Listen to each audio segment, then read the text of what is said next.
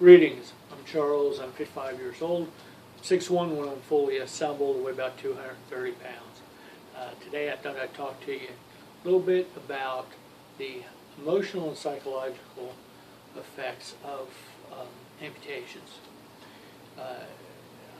Just a little bit, I'm a below the knee amputee on the right side, above the knee on the left side. I have, though, been through 4 different amputation surgeries. I had my right foot cut off, and then sometime later I had the below the knee amputation done. And on my right leg, once again, had a multiple amputation situation. I was a below the knee amputee for a while, and then became an above the knee amputee. So I've been through this several times, but even saying that, quite frankly, I'm just not qualified to discuss the psychological and emotional aspects of amputations.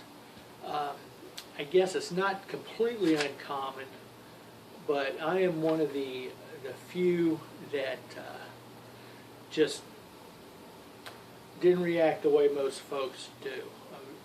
Very much of take things as they come. Of course, amputations was never my preference. I'd still rather it not be that way, but the fact is that it is, and then I just drive on from there. I told myself after the second amputation was done that I was going to give myself about a half hour, and then I modified that about 45 minutes to kind of dwell on that.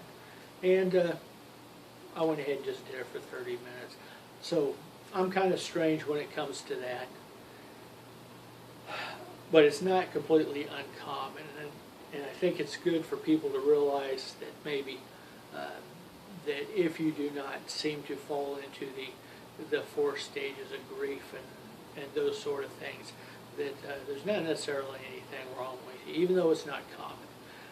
Now, of course, my family and friends may disagree, and they may have seen a different angle of this on me than the way I perceived it. In any case, that's one of the reasons why I don't really talk about this kind of stuff. I always focus on the how-to things for the most part. How do I manage to do something, or how do I, do whatever. If you've seen more than one of the videos in this channel, you realize that. But I thought I would, because I have looked at a ton of videos, give out a couple of ideas for folks, and if I do this correctly, hopefully there'll be one of those flashy card things that'll give you a link to some of these other guys who seemed to me that they had some very good insight on the way people thought, the way they thought, the way they handled things, how they coped with things, dealing with things emotionally, psychologically, and physically. The first one I have on my list is a relatively new amputee. Her name is Footless Joe, and that's Joe, just the J-O. She's been real popular, so if you've been looking at videos, there's a good chance you may have seen her already. But she seems to have a pretty good insight on things and a pretty good outlook on life. Also, there is the left-legged warrior, and those are all separated, outward separate. And this fella has a nice combination of kind of what he's thinking about his situation and how he's feeling about his situation and what he's doing to manage and overcome those situations. The last person I'm going to really talk about here is the Amped Life, and that's Chris Olive, and that's Olivier. I realize that I probably didn't pronounce that correctly, even close. But he has different experiences than these other folks did. And he seems to be very open and has a pretty good insight and an idea that may help you out. The last thing I'm going to talk about when it comes to this subject is if you're looking for information because you have a youngster that is dealing with these things. I've got 2 on my list, and these are actually young adults now, but they grew up as either all of their life or most of their life with a missing limb.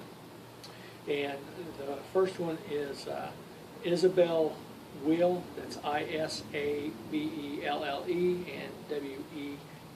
Weall, and then the one-arm warrior, or one-arm warrior, or goodness gracious. I'm going to say that one more time. One-arm wonder. And that is all together as one word. But hopefully if I do this right, there will be some links for you to click on, and you can check these folks out. I think it'd be well worth your time, especially if you're looking for how to handle things, how to deal with things, the psychological and emotional effects that you or a loved one would be dealing with after an amputation, a limb loss of some nature.